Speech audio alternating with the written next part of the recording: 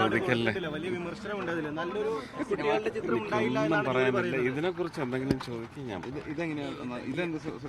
ഇത് ഇവിടെ നിന്ന് തന്നെ പയ്യനില്ലേ കൊണ്ടുവന്ന വാർത്തയുടെ പശ്ചാത്തലത്തിൽ ഹൃദയം പൊട്ടി എന്ന് പറഞ്ഞെടുത്ത് ഇതൊരു വലിയ സംഭവമൊന്നുമല്ല, എങ്കിലും അവർക്കും ഉപജീവനത്തിനൊരു മാർഗം ഒരുക്കി കൊടുക്കാൻ പഞ്ചായത്തിൽ പണം അടച്ചിട്ട് തിരിച്ചു കൊടുക്കുന്നുണ്ടല്ലേ? അതെ അതെ, അങ്ങനെ അതൊക്കെ ആ കഥകളൊക്കെ നിങ്ങൾക്ക് അറിയുന്നതാണ്.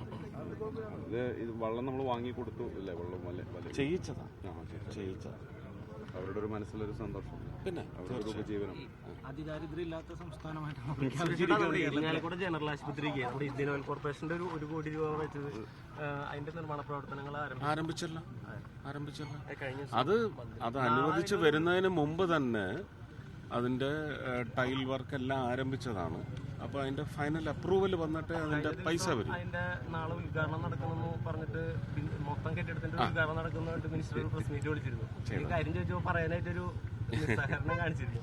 ഏതാ ഈ കാര്യം ചോദിച്ചപ്പോഴേ, ഇന്ത്യൻ ഓയിൽ കോർപ്പറേഷന്റെ കാര്യം ചോദിച്ചപ്പോൾ മാധ്യമപ്രവർത്തകർ ചോദിച്ചപ്പോൾ മിനിസ്റ്റർ അത് പറയാനായിട്ടൊരു നിസ്സഹകരണം പ്രകടിപ്പിച്ചിരുന്നു. അവിടെ അതൊക്കെ അവരുടെ അവകാശം, അത്രേ ഉള്ളൂ. ജനങ്ങളുടെ ആവശ്യങ്ങൾക്ക് വേണ്ടി നിലകൊള്ളും. എവിടെ ചെയ്യേണ്ടി വന്നാലും ചെയ്യും. അതിനുള്ള അനുവാദം കിട്ടണം. ആ അനുവാദം കിട്ടുന്നതിനാണ് ഇപ്പോൾ ബുദ്ധിമുട്ട്.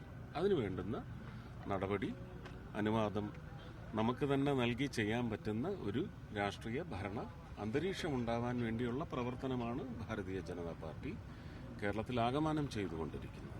ഒരു നിസ്സഹകരണം ഉണ്ടോ ശരിക്കും?